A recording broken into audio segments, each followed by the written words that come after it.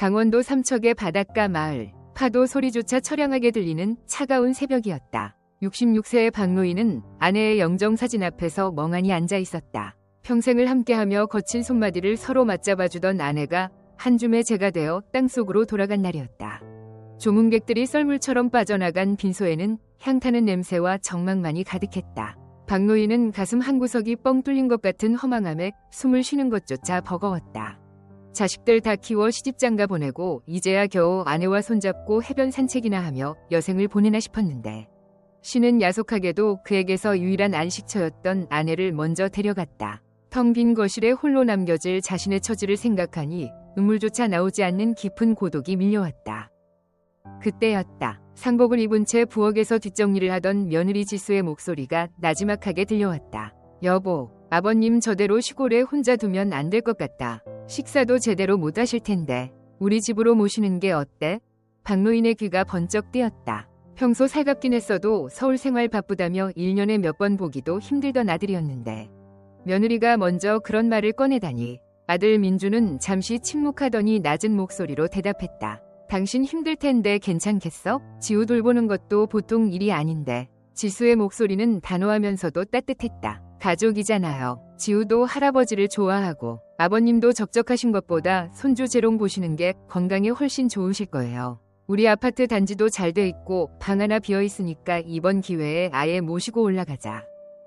박노인은 문 뒤에서 그 소리를 듣는 순간 얼어붙었던 심장이 녹아내리는 기분이었다. 아, 나에게도 아직 기댈 곳이 있구나. 아내가 떠나며 세상 천지에 혼자 버려진 줄 알았는데 자식들이 내민 손길은 어둠 속에서 발견한 한 줄기 빛과 같았다. 그는 남몰래 눈물을 훔치며 아내의 영정사진을 바라보며 속삭였다. 여보, 걱정하지 마. 민준이랑 지수가 나를 챙겨준대. 당신 없어도 나 외롭지 않게 잘 살 수 있을 것 같다. 우리 자식들 참 잘 키웠지?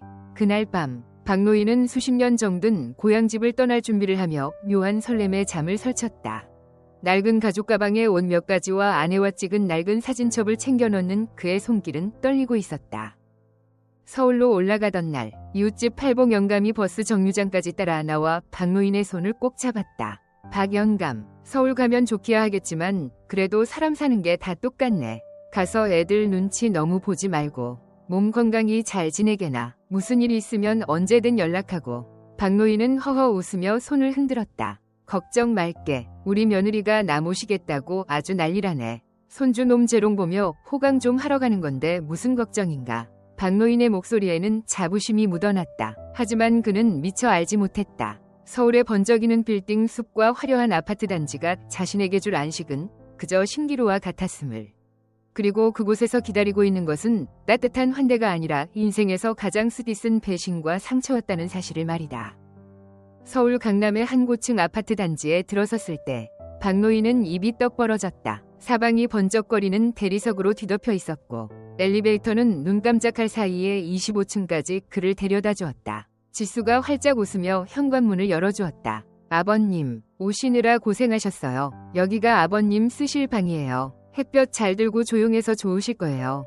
집안은 은은한 디퓨저 향기가 났고 바닥에는 먼지 하나 보이지 않았다. 박노인은 양복 상의를 벗는 것조차 조심스러울 만큼 모든 것이 낯설고 고급스러웠다. 저녁 식탁은 풍성했다. 지수가 정성껏 차린 갈비찜과 된장찌개가 올랐고 아들 민주는 연신 아버지의 빈 그릇을 채워주었다. 5살 난 손주 지우는 할아버지 옆에 붙어 제잘거렸고 박노인은 이 모든 것이 꿈만 같았다. 그래, 이게 사람 사는 거지. 여보, 나 정말 행복해.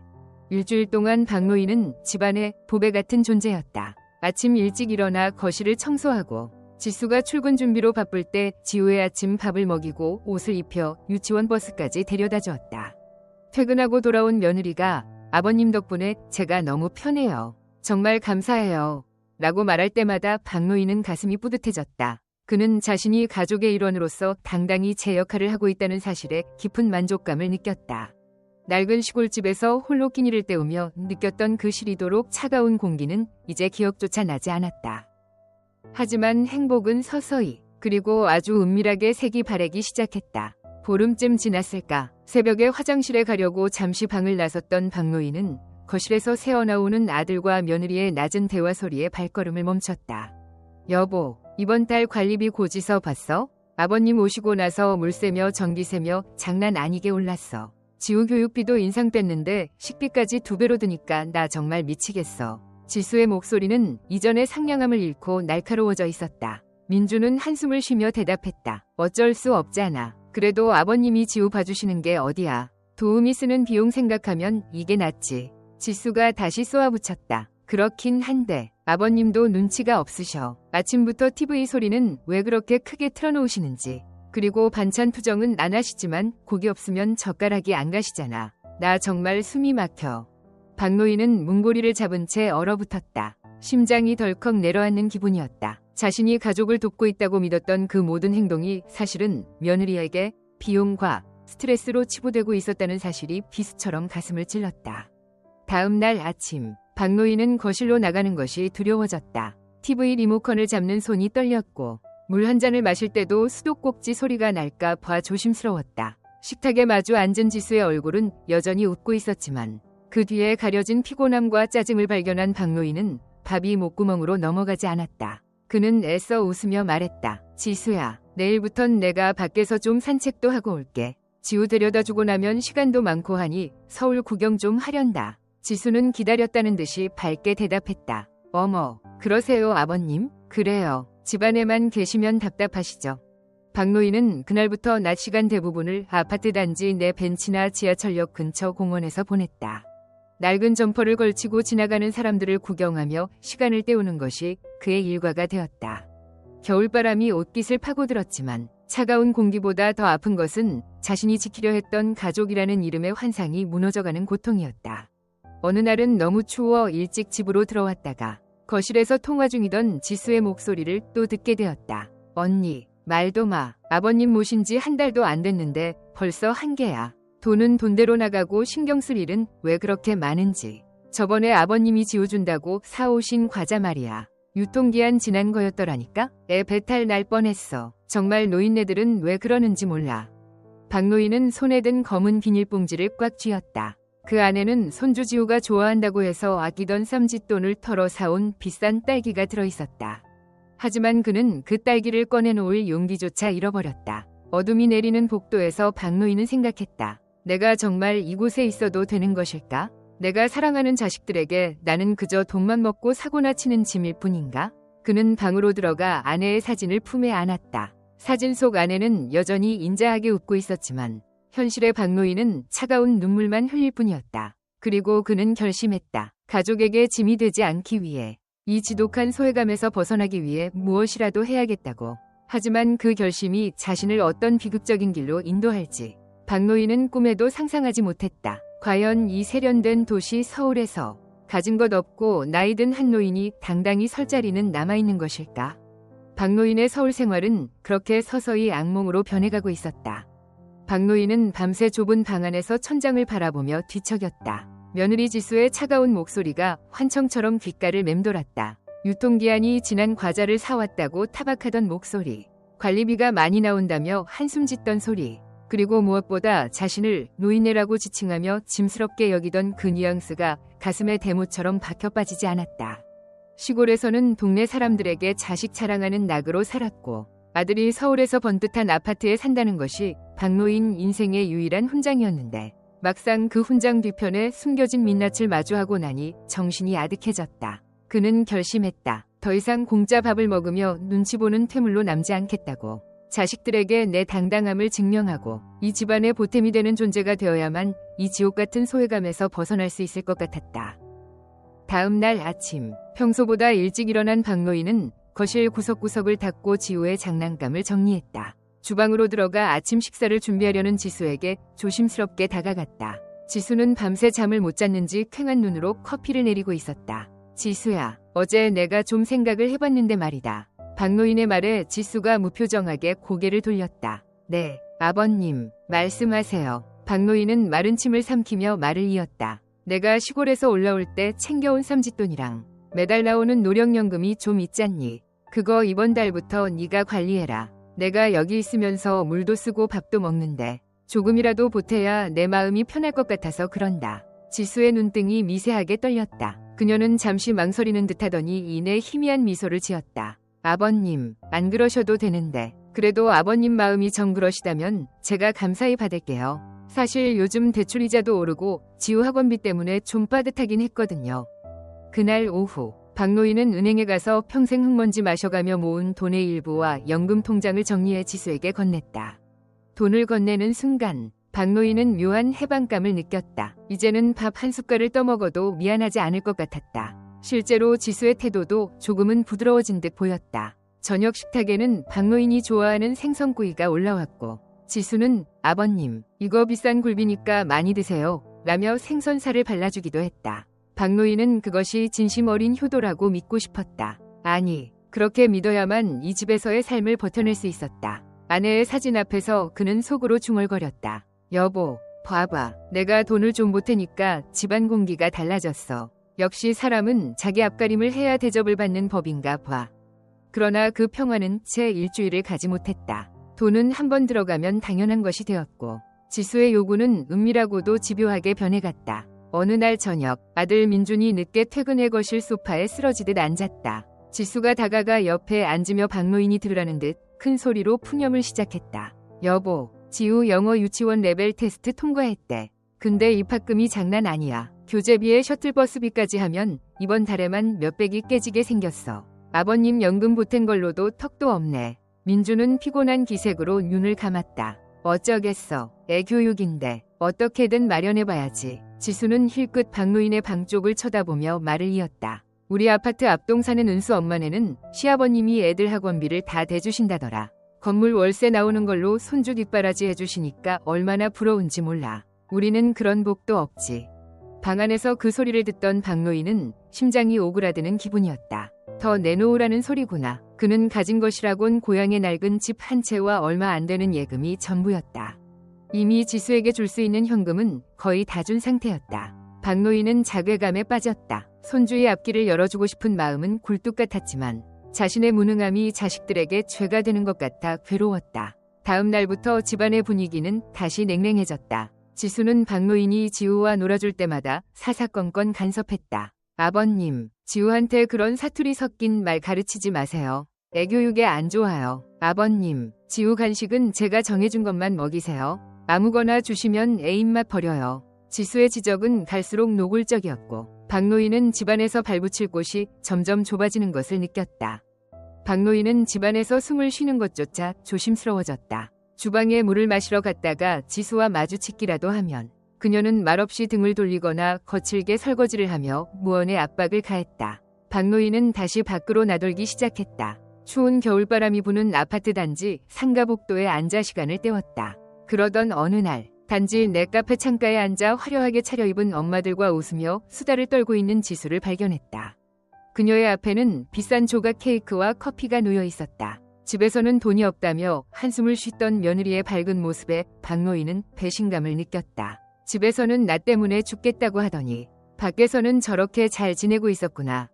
설상가상으로 박노인의 건강에도 신호가 오기 시작했다. 무릎 관절염이 심해져 걷는 것이 불편해졌고 밤마다 쑤시는 다리 때문에 잠을 이루지 못했다. 약을 사러 가야 했지만 이미 연금까지 지수에게 넘겨준 터라 수중에 돈 한 푼 없었다. 아들에게 약값을 달라고 말하려 했지만 퇴근 후 지친 아들의 얼굴을 보면 차마 입이 떨어지지 않았다. 박노인은 화장실에서 찬물로 다리를 찜질하며 통증을 참아냈다. 그러다 실수로 화장실 바닥에 놓인 지수의 비싼 화장품 병을 건드려 깨뜨리고 말았다. 유리 깨지는 소리에 지수가 번개처럼 달려왔다. 아버님, 이게 얼마짜리인 줄 아세요? 제가 지난달에 큰맘 먹고 산 건데. 지수의 목소리는 분노로 떨리고 있었다. 박노인은 당황해 어쩔 줄 몰라 하며 깨진 유리 조각을 손으로 주우려 했다. 미안하다, 지수야. 내가 다리가 좀 후들거려서. 내가 돈 벌어서 꼭 사주마. 지수는 짜증 섞인 한숨을 내뱉으며 박노인의 손을 거칠게 밀어냈다. 돈요? 아버님이 무슨 돈이 있으시다고요? 됐어요. 제가 치울 테니까 방에 들어가 계세요. 제발 사고 좀 치지 마시고요.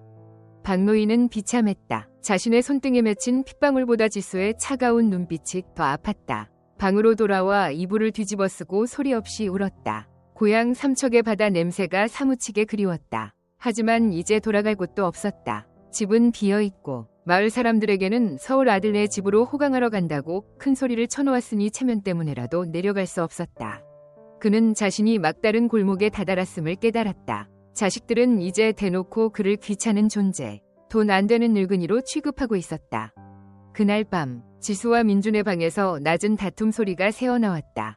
여보, 나 더는 못 참겠어. 아버님 계시니까 우리 집 분위기가 너무 우울해. 지우도 할아버지 눈치 보는 거 안 보여? 그리고 생활비도 밑빠진 독에 물 붓기야. 아버님이 주시는 연금? 그거 지우 학원비 반값도 안 돼. 차라리 아버님 보고 어디 가서 일이라도 하시라고 해. 민준의 목소리는 힘이 없었다. 이 사람아, 연세가 있으신데 어디 가서 일을 하셔. 그냥 우리가 좀 더 아끼자. 지수의 목소리가 높아졌다. 아끼긴 뭘 더 아껴. 내 친구 시아버지는 경비라도 서서 용돈벌이 하신다더라. 우리 아버님은 건강하시잖아. 놀면 뭐해? 치매 예방에도 일하는 게 좋다는데. 당신이 말 못하겠으면 내가 할게. 박노인은 이불 속에서 몸을 떨었다. 일이라니. 이 나이에 어디 가서 무슨 일을 한단 말이냐. 하지만 그는 알고 있었다. 이것은 제안이 아니라 통보라는 것을. 자신이 이 집에서 쫓겨나지 않으려면, 최소한의 인간 대접이라도 받으려면 자식들이 원하는 대로 돈을 벌어와야 한다는 서글픈 현실을 직시했다. 그는 어둠 속에서 눈을 부릅떴다. 그래, 죽기 아니면 까무러치기다. 내 자식들한테 구걸하며 사느니 밖에서 몸을 굴려서라도 내 밥값은 내가 벌어주마. 박노인은 그렇게 인생의 가장 참혹한 결정을 내리고 있었다. 평생 자식을 위해 헌신했던 아버지가 이제는 그 자식들의 눈치를 보며 일터로 내몰려야 하는 비극의 서막이었다. 그는 창밖의 차가운 서울 야경을 바라보며 남몰래 서러운 각오를 다졌다. 내일부터는 더 이상 할아버지가 아닌 누군가의 일꾼으로 살아가야 한다는 사실을 받아들여야만 했다. 박노인은 차가운 거실 바닥에 앉아 밤새도록 창밖의 네온 사인을 바라보았다. 자식들의 대화는 칼날이 되어 가슴을 헤집어 놓았고, 며느리 지수가 내뱉은 일이라도 하시라 는 말은 거역할 수 없는 선고처럼 내려앉았다. 새벽 공기가 방 안으로 스며들 무렵 박노인은 낡은 수첩을 꺼내 들었다. 시골에서 올라올 때 혹시 몰라 적어두었던 연락처들을 뒤적였다. 하지만 66의 노인을 반겨줄 일자리가 서울 하늘 아래 그리 쉽게 있을 리 없었다. 아침 식사 시간, 식탁 위에는 무거운 정적이 감돌았다. 지수는 평소보다 더 세게 그릇을 놓으며 무언의 압박을 가했고, 아들 민주는 차마 아버지의 눈을 마주치지 못한 채 출근 서류만 뒤적였다. 박노인은 숟가락을 내려놓으며 나지막이 입을 열었다. 지수야, 어제 내 말대로 내가 밖에서 일을 좀 알아볼까 싶다. 몸도 근질근질하고 지우 학원비 보탬이라도 되면 좋지 않겠니? 지수의 얼굴에 순식간에 화색이 돌았다. 어머, 아버님, 정말 잘 생각하셨어요. 요즘은 100세 시대라는데 집에만 계시면 오히려 건강에 안 좋아요. 마침 제 친구 중에 부잣집 사모님 비서로 일하는 애가 있는데 그 집에서 아이 돌봐줄 사람을 구한다더라고요. 베이비시터라고 아시죠? 아버님 지우도 잘 보시니까 딱일 것 같아요. 박노인은 가슴 한구석이 옥죄어 오는 것을 느꼈다. 평생 남의 집 머슴살이 한번 안 해보고 자식들 뒷바라지하며 꼿꼿하게 살아온 인생이었다. 그런데 이제 와서 남의 집 애를 보며 돈을 벌어야 한다니. 하지만 지수의 들뜬 목소리 앞에서 못하겠다는 말이 나오지 않았다. 그것은 곧 이 집에서 나갈 짐을 싸라는 소리와 다름없음을 직감했기 때문이다. 며칠 뒤 박노인은 지수가 건네준 주소를 들고 평창동의 어느 으리으리한 저택 앞으로 향했다. 높은 담벼락과 육중한 철문 앞에서 그는 작아지는 자신을 느꼈다. 지수의 친구라는 여자가 마중을 나왔고, 박노인은 화려한 대리석 바닥을 밟으며 집 안으로 들어갔다. 그곳에는 박노인의 며느리 또래쯤 되어 보이는 세련된 여주인이 앉아 있었다. 아버님, 경력은 없으시지만 인상이 좋으셔서 모셨어요. 저희 아이가 좀 예민한 편인데 할아버지처럼 편안하게 대해주시면 돼요. 월급은 지수한테 들으신 대로 넉넉히 드릴게요. 여주인의 말투는 정중했지만 그 안에는 고용주 특유의 서늘함이 서려 있었다. 박노인은 고개를 숙이며 최선을 다하겠습니다 라고 답했다. 그 순간 박노인은 자신의 이름 석자 대신 미니 할아버지 혹은 박씨라는 호칭으로 불릴 새로운 신분을 받아들여야 했다. 그날부터 박노인의 고된 보육교사 생활이 시작되었다. 새벽같이 일어나 지우를 유치원에 보내고 곧장 지하철을 타고 평창동으로 달려갔다. 5살 난 미니는 지우와 동갑이었지만 부잣집 외동아들답게 고집이 세고 까다로웠다. 박노인은 온종일 아이 뒤를 쫓아다니며 밥을 먹이고 놀아주고 낮잠을 재웠다. 무릎 관절은 비명을 질렀고 허리는 끊어질 듯 아팠지만 집으로 돌아가 지수에게 오늘 힘들었다 는 소리를 할 수는 없었다. 오히려 퇴근길에 만원 지하철에서 시달리며 돌아온 그를 기다리는 것은 지수의 차가운 질문이었다. 아버님, 오늘 월급날 아니에요? 주인 집에서 입금해줬대요?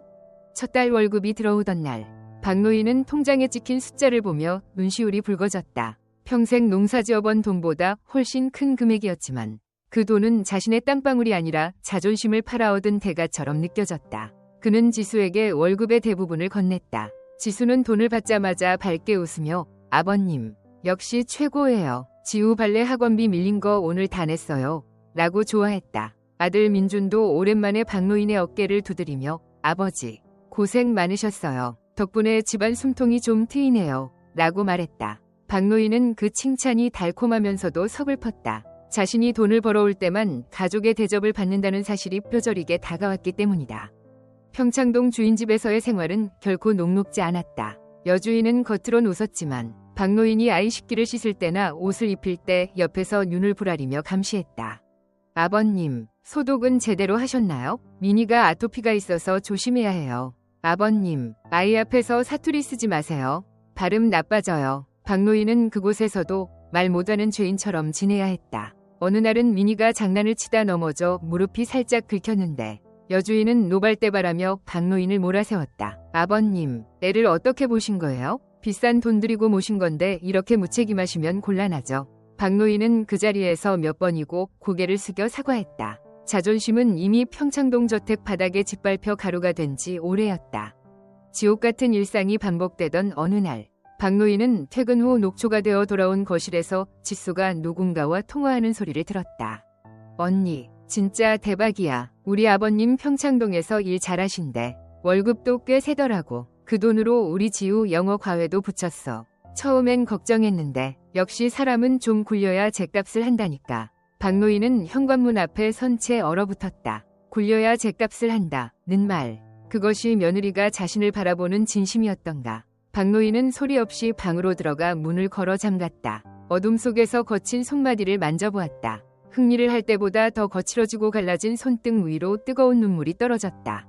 그는 문득 자신이 왜 이곳에 있는지 의문이 들었다. 아들이 보고 싶어 올라온 길이었고 손주 재롱 보며 여생을 보내고 싶어 선택한 길이었다. 하지만 지금의 그는 가족의 일원이 아니라 돈을 물어오는 기계에 불과했다. 지수는 박노인이 벌어오는 돈으로 화려한 옷을 사고 친구들과 브런치를 즐겼지만 정작 박노인이 파스를 사달라고 할 때는 아버님, 집에 있는 거 쓰세요. 돈 아껴야죠. 라며 면박을 주었다. 아들 민주는 방관자였다. 아버지가 지친 기색을 보여도 조금만 참으세요. 아버지, 지우 크면 다 효도할 거예요. 라는 말뿐이었다.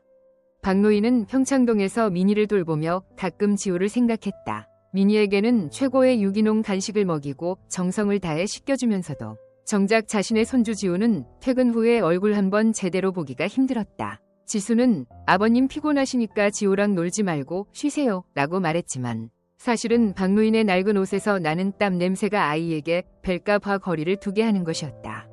박노인은 깨달았다. 자신이 돈을 벌어오면 올수록 가족과의 거리는 오히려 더 멀어지고 있다는 사실을. 그는 이제 집에서도 일터에서도 이방인이었다. 그러던 어느 날 박노인에게 예상치 못한 위기가 찾아왔다. 평창동 여주인이 중요한 파티에 가야 한다며 박노인에게 주말 특근을 요구한 것이다. 그날은 마침 박노인의 사별한 아내, 즉 민준의 어머니 기일이었다. 박노인은 조심스럽게 민준에게 말했다. 민준아, 이번 주 토요일이 내 엄마 기일인데 시골 가서 제사라도 지내야 하지 않겠니? 내가 평창동 주인 집에 미리 말을 좀 해볼까 한다. 그러나 돌아온 것은 지수의 날카로운 반응이었다. 아버님, 지금 제사가 문제예요? 그 집 사모님이 얼마나 깐깐한데 그런 일로 빠진다고 하면 아버님 잘려요. 제사는 여기서 대충 지내면 되잖아요. 돈 10만 원이 아쉬운 판에 시골까지 내려갈 시간이 어디 있어요? 민준도 고개를 숙였다. 아버지, 지수 말이 맞아요. 이번만 그냥 넘어가요. 엄마도 이해하실 거예요. 박노인은 가슴이 찢어지는 것 같았다. 평생 고생만 하다가 떠난 아내를 위해 제사상 하나 제대로 차려주지 못하게 하는 자식들. 그들은 이미 부모의 마음보다 통장에 찍히는 월급 액수에 영혼을 판 괴물들이 되어 있었다. 박노인은 그날 밤 아내의 사진을 가슴에 품고 한참을 흐느꼈다. 여보, 미안해. 내가 자식들한테 이 꼴 당하려고 여기까지 왔나 봐. 당신 제사도 못 챙겨주는 못난 남편을 용서해줘.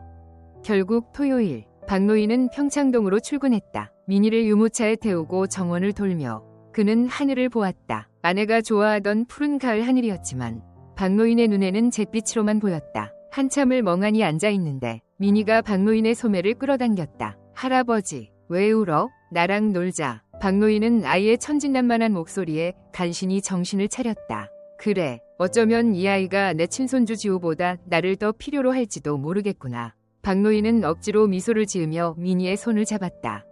퇴근길, 지수에게서 문자가 왔다. 아버님, 오늘 특근비는 따로 챙겨받으셨죠? 이따 오시면 제 계좌로 보내주세요. 지우 학습지 결제해야 해서요. 박노인은 휴대폰을 주머니에 쑤셔 넣었다. 차가운 지하철 유리에 비친 자신의 모습이 너무나 늙고 비참해 보였다. 그는 이제 한계를 느끼고 있었다. 육체적인 고통보다 더 참기 힘든 것은 자식들에게 이용당하고 있다는 명확한 자각이었다. 돈이 있어야만 부모 대접을 받는다면 차라리 돈 없이 혼자 죽는 게 낫지 않겠는가. 박노인의 마음속에서 무언가 커다란 결심이 서서히 고개를 들고 있었다. 그것은 자식들이 만든 감옥에서 탈출하기 위한 처절하고도 외로운 반격의 시작이었다. 박노인은 결연한 눈빛으로 어둠 속을 응시했다. 그는 더 이상 당하고만 사는 노인으로 남지 않겠다고 다짐하고 있었다. 평창동 저택에서의 일상은 박노인의 영혼을 서서히 갉아먹고 있었다. 남의 집 귀한 자식을 돌보느라 무릎이 붓고 허리가 끊어질 듯 아파도 정작 자신의 손주 지우는 퇴근 후의 얼굴조차 보기 힘들었다. 며느리 지수는 박노인이 평창동에서 벌어오는 돈을 당연한 전리품처럼 여겼고 아들 민주는 아버지가 겪는 수모를 외면한 채 침묵으로 일관했다. 그러던 어느 날 박노인의 인내심이 바닥을 드러내는 결정적인 사건이 발생했다. 평소처럼 민희를 유모차에 태우고 정원을 산책하던 중 여주인이 다가와 날카로운 목소리로 쏘아붙였다. 아버님, 민희 간식으로 유기농 푸딩 챙겨주라고 말씀드렸잖아요. 왜 시중에 파는 일반 요플레를 먹이셨어요? 애 아토피 올라오면 아버님이 책임지실 거예요? 박노인은 당황하여 어쩔 줄 몰랐다. 냉장고에 있던 것을 꺼냈을 뿐인데 여주인의 눈에는 그것이 무책임한 태만으로 비친 모양이었다. 박노인은 고개를 깊게 숙이며 사과했다. 죄송합니다. 사모님, 제가 눈이 어두워 착각을 했나 봅니다. 다음부턴 꼭 확인하겠습니다. 하지만 여주인의 불평은 그치지 않았다. 돈을 적게 드리는 것도 아닌데 매번 이렇게 실수를 하시면 저희도 곤란해요. 지수 아버님이라 믿고 맡긴 건데 실망스럽네요.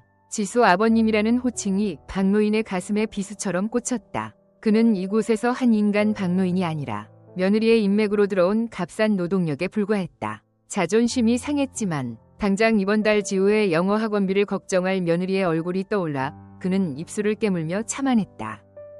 그날 저녁, 몸과 마음이 만신창이가 되어 집으로 돌아온 박노인을 기다리는 것은 따뜻한 저녁 식사가 아니었다.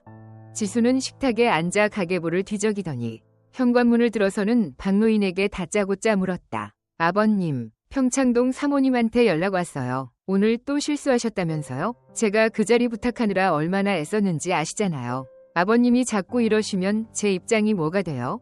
박노인은 신발을 벗다 말고 멈춰 섰다. 하루 종일 남의 집 아이 비위를 맞추고 구박을 견디다 왔는데 집에서조차 위로 대신 질타가 돌아왔다. 지수야, 내가 좀 피곤해서 그랬다. 나도 사람인데 실수 좀 할 수 있지 않니? 박노인의 목소리가 떨렸다. 하지만 지수는 물러서지 않았다. 피곤하시면 그만두실 거예요? 그럼 지우 학원은요? 우리 집 대출 이자는요? 아버님, 제발 정신 좀 차리세요. 이제 아버님은 그냥 노인이 아니라 우리 집 경제의 한 축이라고요. 그 순간 박노인은 깨달았다. 지수에게 자신은 더 이상 시아버지가 아니었다. 그저 매달 일정 금액을 입금해주는 수익원일 뿐이었다. 아들 민주는 거실 소파에 앉아 TV 채널만 돌리고 있었다. 민준아, 너는 아무 말도 없니? 내 아비가 밖에서 무슨 소리를 듣고 오는지 궁금하지도 않아? 박노인의 물음에 민주는 마지못해 고개를 돌렸다. 아버지, 지수도 힘들어서 그래요. 요즘 회사 사정도 안 좋고 아버님이 조금만 더 조심해 주시면 되잖아요. 우리 가족 다 같이 잘 살자고 하는 일인데 너무 서운하게 생각하지 마세요.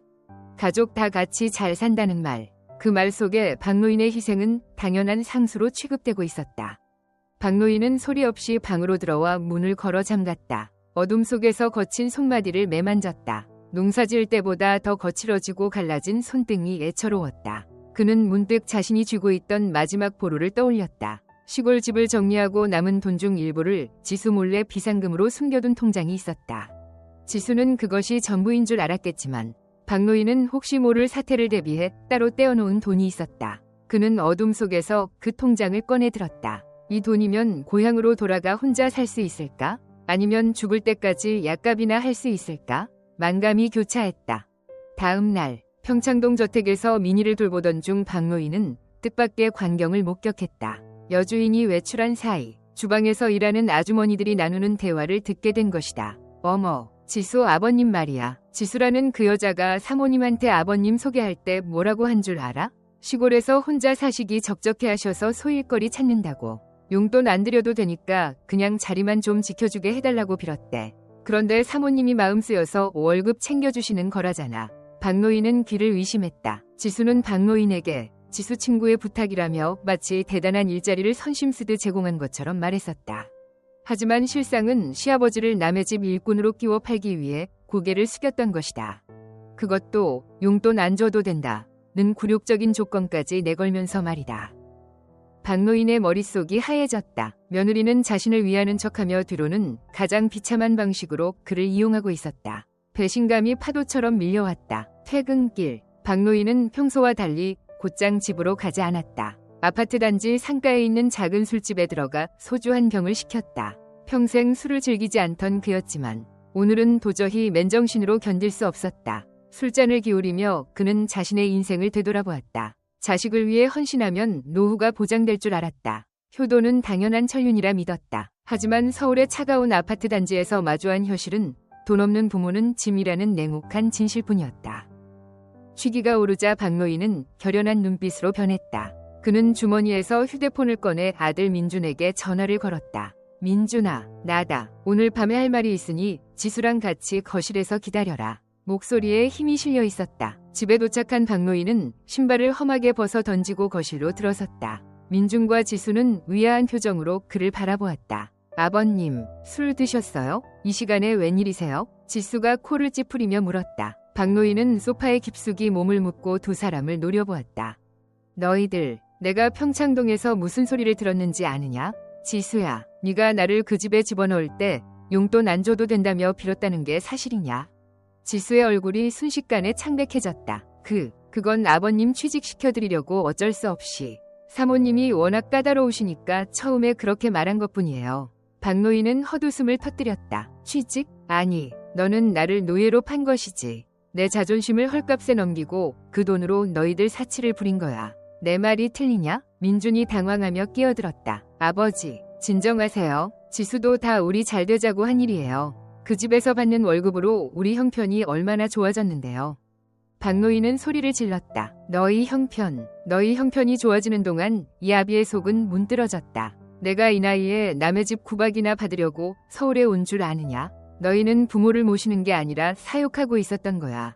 돈을 물어오는 짐승처럼. 지수는 억울하다는 듯 눈물을 터뜨렸다. 아버님, 저희도 힘들어요. 애 교육비에 대출 이자에 숨이 막힌다고요. 아버님이 조금만 도와주시는 게 그렇게 억울하세요?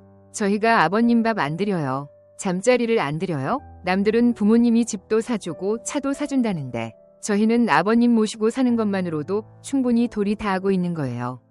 박노인은 지수의 말 한마디 한마디에 심장이 찢어지는 고통을 느꼈다. 도리라는 단어가 며느리의 입에서 나오는 순간 그는 더 이상 참을 수 없었다. 그래, 도리. 그 도리 이제 그만해라. 나도 이제 내 도리만 하고 살련다. 박노인은 안방으로 들어가 미리 숨겨두었던 통장과 가방을 챙겨 나왔다. 이게 뭐예요? 아버님? 민준이 물었다. 박노인은 통장을 거실 테이블 위에 던졌다. 이건 내가 너희 몰래 가지고 있던 마지막 비상금이다. 너희가 그렇게 원하는 돈 여기 다 들어있다. 가져가라. 그리고 이걸로 지우 학원비를 내든 대출을 갚든 너희 마음대로 해라. 대신 나는 오늘부로 너희 아버지 노릇 그만하련다.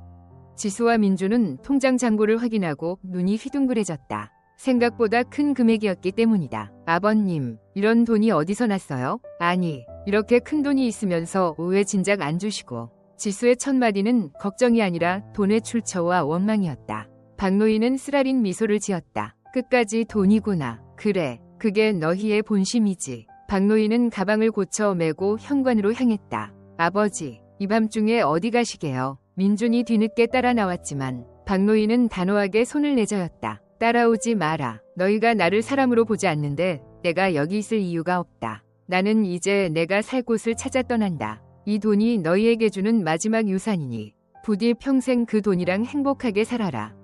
박노인은 뒤도 돌아보지 않고 아파트 복도를 걸어 나왔다. 차가운 밤 공기가 폐부 깊숙이 스며들었지만 신기하게도 가슴은 시원했다. 그는 아파트 단지를 벗어나 길가에 서서 하늘을 보았다. 죽은 아내가 하늘에서 지켜보고 있을 것만 같았다. 여보, 나 잘했지? 자식들한테 다 주고 나니 이제 정말 홀가분해. 그는 택시를 잡아 탔다. 목적지는 서울역이었다. 그는 더 이상 자식의 집이 아닌 자신의 삶이 있는 곳으로 향하고 있었다. 비록 수중에 남은 돈은 얼마 없었지만 박노인의 등은 그 어느 때보다 꼿꼿했다.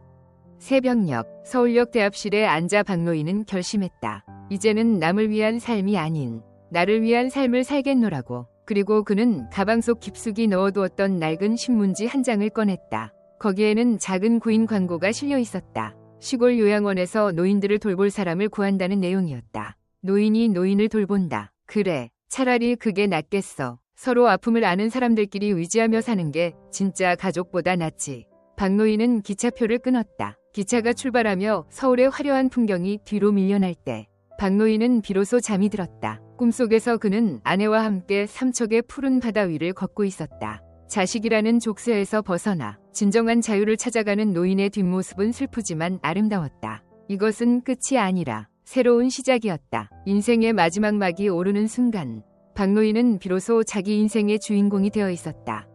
서울역 대합실의 차가운 플라스틱 의자에 앉아 박노인은 덜덜 떨리는 손으로 기차표를 만지작거렸다. 화려한 강남 아파트에서의 생활은 끝이 났고 자식들에게 마지막 비상금 통장까지 던져주고 나온 그의 주머니에는 단돈 몇만 원만이 남겨져 있었다. 기차가 플랫폼으로 들어오는 소리가 거대한 괴물의 울음소리처럼 들렸지만 박노인은 주저하지 않고 몸을 실었다. 창밖으로 멀어지는 서울의 빌딩 숲을 보며 그는 비로소 숨을 크게 내쉬었다. 그토록 숨막히던 며느리의 잔소리도 아들의 비겁한 침묵도 이제는 먼지처럼 흩어지고 있었다. 기차가 강원도 접경지로 들어서자 풍경은 삭막한 회색에서 짙은 갈색과 녹색으로 변해갔다. 박노인은 신문에 실렸던 작은 구인 광고를 다시 꺼내 읽었다. 산속 요양원, 성실하게 어르신들 수발 드실 분 구함, 숙식 제공. 도착한 요양원은 생각보다 훨씬 깊은 산골에 있었다. 낡은 건물 외벽에는 이끼가 끼어 있었고 마당에는 빛바랜 휠체어 몇 대가 덩그러니 놓여 있었다. 요양원 원장은 박노인의 초라한 행색과 구분 등을 훑어보더니 혀를 찼다. 보아하니 갈 곳 없는 양반 같은데 여기 일은 평창동 부잣집에 보는 거랑은 차원이 달라요. 치매 어르신들 똥 오줌 받아내고 욕설 들어도 버틸 수 있겠소? 박노인은 꼿꼿하게 허리를 펴고 답했다. 자식들한테 버림받은 속병보다야 몸 고된 게 낫지 않겠습니까? 시키는 건 뭐든 하겠습니다. 그렇게 박노인의 새로운 인생, 노인이 노인을 돌보는 기묘한 동거가 시작되었다.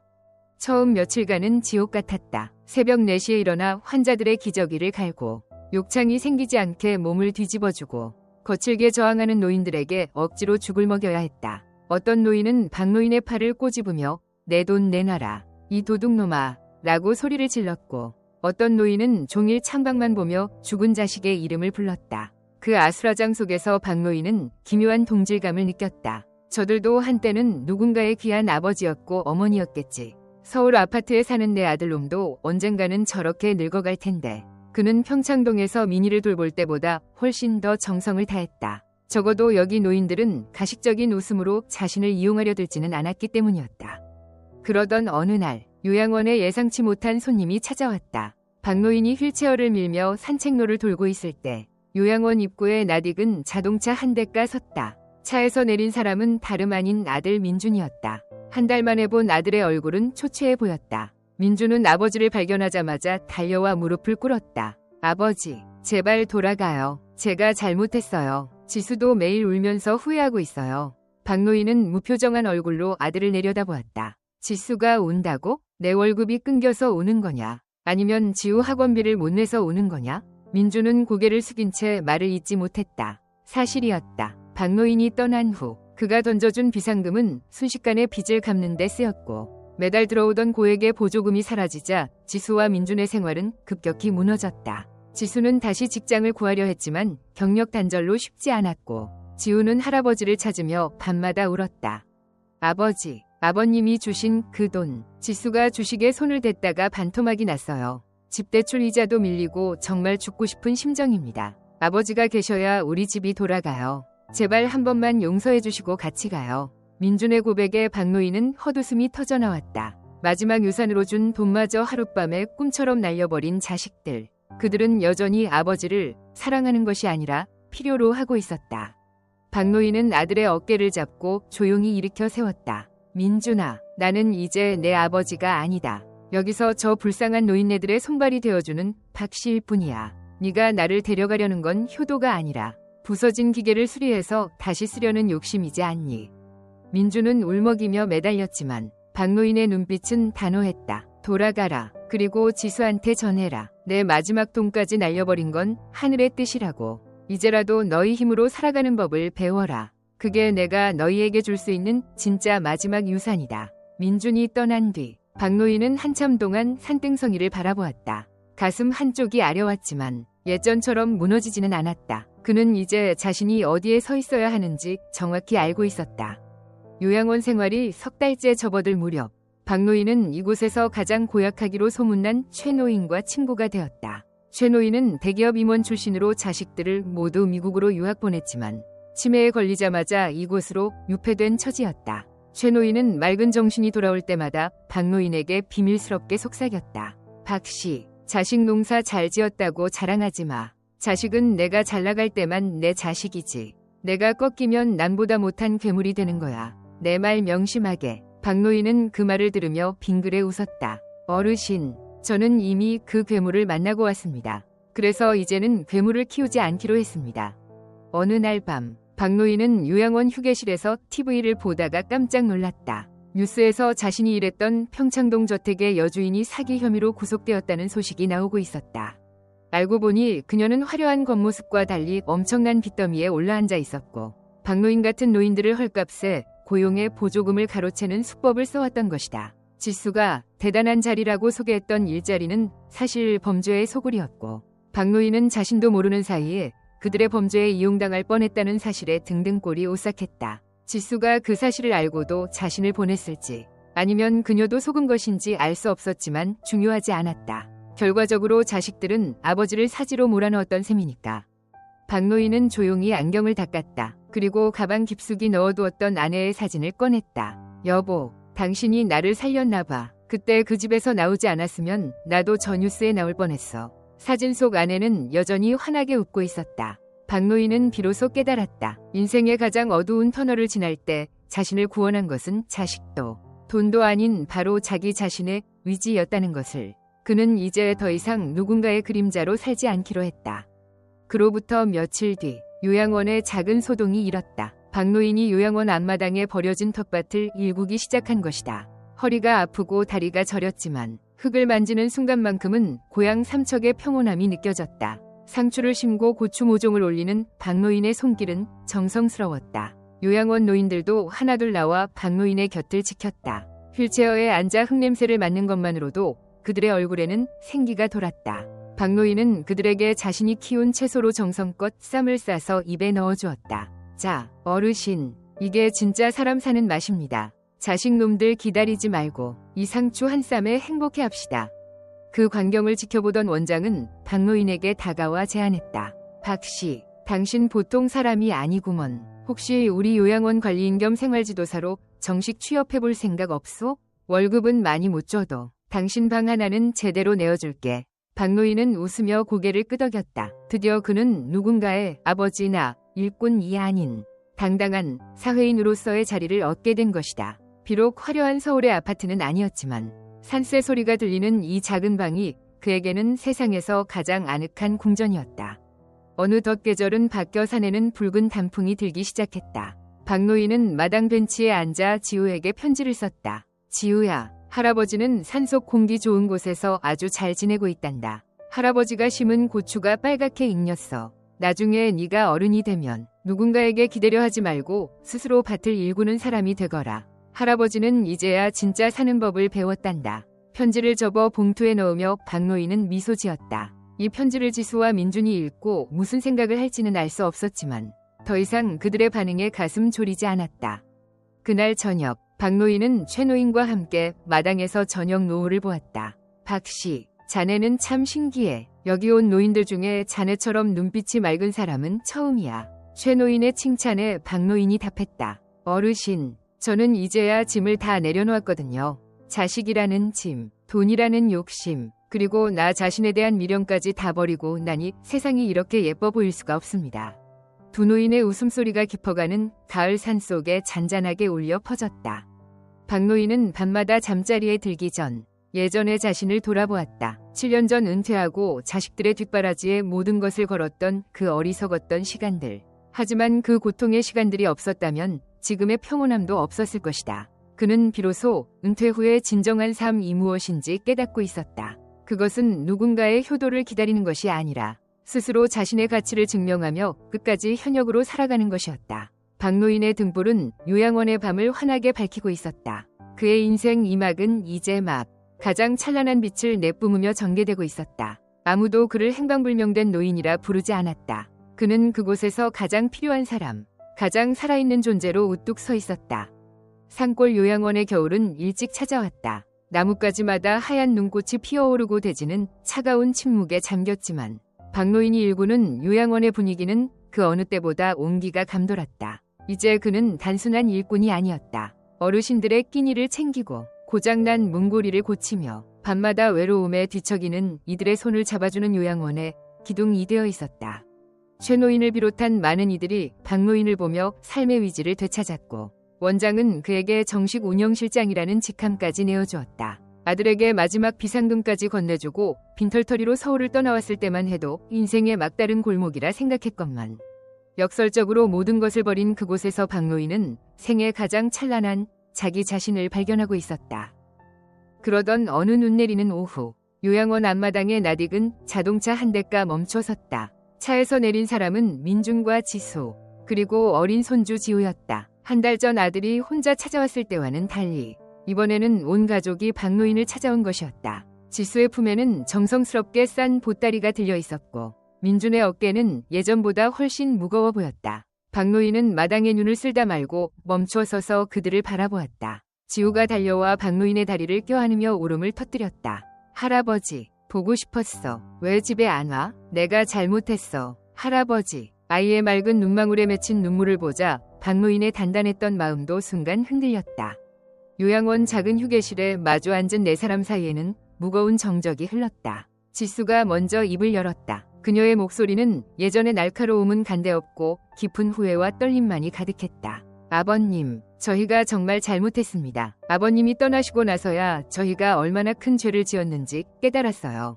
아버님이 주신 그 마지막 돈까지 날려버리고 나서 사채업자들에게 시달리고 집까지 넘어갈 뻔했을 때 그때서야 아버님이 평창동에서 어떤 수모를 당하며 그 돈을 모으셨을지 생각하니 가슴이 찢어지는 것 같았어요. 지수는 참았던 눈물을 쏟아내며 박노인의 거친 손을 잡으려 했다. 아버님을 모시는 게 도리라고 생각했는데 사실은 아버님을 저희의 부족함을 채워줄 도구로만 여겼던 것 같아요. 아버님, 제발 저희랑 같이 가요. 이제는 정말 아버님 편히 모실게요. 제가 직장도 새로 구했고 작은 빌라로 옮기기로 했어요. 거기 아버님 방 예쁘게 꾸며놨어요. 민준도 고개를 숙인 채 오열했다. 아버지, 제가 못난 놈입니다. 자식된 도리는커녕 아버지의 희생을 당연하게 여기고 방관했습니다. 아버지가 이 추운 산골에서 남의 수발이나 들고 계신 걸 생각하면 밤에 잠이 오질 않습니다. 이제 다 정리하고 돌아가요. 제가 죽을 힘을 다해 다시 시작하겠습니다. 박노인은 아들과 며느리를 물끄러미 바라보았다. 예전 같으면 그들의 눈물에 마음이 약해져 당장 짐을 쌌을 터였다. 하지만 지금의 박노인은 달랐다. 그는 지수의 손을 부드럽게 밀어내고 잔잔한 미소를 지었다. 지수야, 민준아, 너희가 여기까지 찾아와 주니 고맙구나. 지우 얼굴을 보니 내 마음도 녹는 것 같다. 하지만 나는 서울로 돌아가지 않기로 했다. 박노인의 단호한 말에 두 사람은 당황하며 서로를 쳐다보았다. 박노인이 말을 이었다. 너희가 나를 데려가려는 게 진심이라는 거 안다. 하지만 내가 거기 가면 나는 다시 뒷방 늙은이가 되거나 너희의 눈치를 보는 존재가 될 거다. 나는 여기서 비로소 내가 누군지 알게 됐다.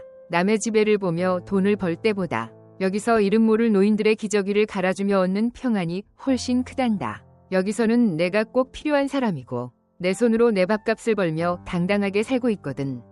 지수는 울먹이며 물었다. 아버님, 저희가 싫으신 거예요? 저희를 용서 안 하시는 거예요? 박노인은 고개를 저었다. 아니, 나는 너희를 이미 용서했다. 너희도 오죽 힘들었으면 그랬겠니. 하지만 용서와 동행은 다른 문제란다. 부모가 자식에게 줄 수 있는 가장 큰 사랑은 끝까지 자식의 짐이 되는 게 아니라 자식이 스스로 설 수 있도록 거리를 두는 것이라는 걸 이제야 배웠다. 너희는 너희대로, 나는 나대로 각자의 삶을 소중히 일구며 살자꾸나. 가끔 지우 데리고 놀러 오렴. 내가 여기서 키운 배추로 맛있는 김치 담가줄 테니. 지우가 박노인의 품에 안겨 속삭였다. 할아버지, 그럼 이제 우리랑 같이 안 살아? 박노인은 아이의 머리를 쓰다듬으며 인자하게 웃었다. 지우야, 할아버지는 여기서 친구 할아버지들을 도와주는 영웅이 됐단다. 지우도 할아버지가 멋진 일 하는 거 응원해줄 거지? 지우는 눈물을 닦으며 고개를 끄덕였다. 민중과 지수도 더는 고집을 부릴 수 없었다. 아버지가 보여준 평온한 얼굴이 서울 아파트에 있을 때보다 훨씬 건강하고 행복해 보였기 때문이었다. 떠날 시간이 되자 박노인은 지수의 손에 작은 봉투 하나를 쥐어주었다. 요양원에서 일하며 한 푼 두 푼 모은 얼마 안 되는 돈이었다. 이건 지우 용돈이다. 큰 돈은 아니지만 내 땀이 밴 돈이니 소중히 써라. 그리고 지수야, 너도 이제 남의 눈치 보지 말고 내 인생을 살아라. 돈이 없어도 마음이 당당하면 그게 진짜 부자란다. 지수는 봉투를 가슴에 품고 다시 한번 울음을 터뜨렸다. 아들과 며느리는 차에 올라타면서도 연신 뒤를 돌아보았다. 박노인은 마당 끝에 서서 차가 보이지 않을 때까지 손을 흔들었다. 가슴 한구석이 허전하긴 했지만 이상하게도 발걸음은 가벼웠다. 그날 저녁, 박노인은 평소처럼 최노인의 방에 들러 그의 잠자리를 봐주었다. 최노인이 물었다. 박씨, 아까 그 사람들 자식들이지? 왜 안 따라가나? 다들 돌아가고 싶어서 안달인데. 박노인은 창가에 앉아 내리는 윤을 바라보며 답했다. 어르신, 자식 곁이 천국인 줄 알았는데 거기 가니 제가 지옥을 만들고 있더라고요. 자식 사랑한다는 핑계로 제 인생도 버리고 그 애들 인생도 망치고 있었던 거죠. 이제야 알았습니다. 자식은 손님처럼 대하고 내 인생은 내가 주인으로 살아야 한다는 거려. 최노인은 고개를 끄덕이며 박노인의 손을 꼭 잡았다. 박노인은 일기를 쓰기 위해 책상 앞에 앉았다. 은퇴 후 7년, 자식에게 모든 것을 쏟아붓고 배신당하고 일꾼으로 전락했던 그 모진 세월이 주마등처럼 스쳐 지나갔다. 하지만 그 고통의 시간들이 없었다면 그는 결코 진정한 독립의 의미를 깨닫지 못했을 것이다. 그는 수첩의 마지막 장에 정갈한 글씨로 문장을 적어 내려갔다. 인생의 마지막 막이 내리기 전 나는 비로소 내 이름으로 된 무대에 섰다. 누군가의 아버지도 누군가의 하인도 아닌 오직 나 자신으로 말이다. 요양원의 밤은 깊어갔고 창밖의 하얀 눈은 세상을 깨끗하게 덮어버렸다. 박노인은 침대에 누워 사별한 아내의 사진을 꺼내보았다. 여보, 나 오늘 정말 잘했지? 우리 애들도 이제 잘 살 거야. 나도 여기서 내 인생 마지막 불꽃을 태우다 갈게. 당신 만나러 갈 때 부끄럽지 않게 말이야. 그는 평온한 얼굴로 깊은 잠에 빠져들었다. 꿈속에서 그는 삼척의 푸른 바닷가를 아내와 함께 달리고 있었다. 등 뒤로 무거운 짐은 하나도 없었다. 오직 자유로운 영혼만이 바람을 타고 파도 위를 날아오르고 있었다. 누구에게나 노후는 찾아온다. 하지만 그 시간이 축복이 될지 재앙이 될지는 자식이 결정하는 것이 아니라 자기 자신이 결정하는 것이다. 박노인은 비극을 희극으로 바꾼 위대한 연출가였다. 그는 자신의 상처를 치료하기 위해 타인의 상처를 어루만졌고 그 과정에서 진정한 가족의 의미를 재정립했다. 요양원의 어르신들은 이제 박노인을 보며 미래를 꿈꾼다. 나이가 들어도 여전히 쓸모있는 사람으로 남을 수 있다는 희망. 그것이 박노인이 세상에 던진 마지막 메시지였다. 다음 날 아침, 박노인은 제일 먼저 일어나 마당의 눈을 치우기 시작했다. 하얀 눈 위에 그의 발자국이 깊게 새겨졌다. 그것은 누군가에게 기댄 발자국이 아니라 오직 자신의 힘으로 대지를 딛고 선 당당한 거인의 발자국이었다. 그는 지나가는 산새들에게 인사를 건네며 밝게 웃었다. 오늘도 그가 돌봐야 할 소중한 생명들이 기다리고 있었고 그 사실만으로도 박노인의 하루는 충분히 가치 있고 아름다웠다. 삶의 마지막 점 하나를 찍는 순간까지 우리는 스스로를 포기해서는 안 된다. 자식이라는 이름의 족쇄에 묶여 자신을 잃어버리는 일만큼 슬픈 일은 없기 때문이다. 박노인이 남긴 교훈은 명확했다. 부모와 자식은 사랑으로 맺어진 인연이지만 결국 각자의 삶을 책임져야 하는 개별적인 영혼들이라는 사실이다. 이제 그는 더 이상 외롭지 않았다. 요양원의 모든 이들이 그의 가족이었고 산속의 모든 나무와 바람이 그의 친구였다. 그는 인생의 가장 추운 겨울을 지나 비로소 마음속에 따뜻한 봄을 품게 된 것이다. 진정한 노후의 행복이란 자식의 효도를 받는 것이 아니라 죽는 날까지 누군가에게 도움을 줄 수 있는 나 자신의 가치를 지켜내는 일이다.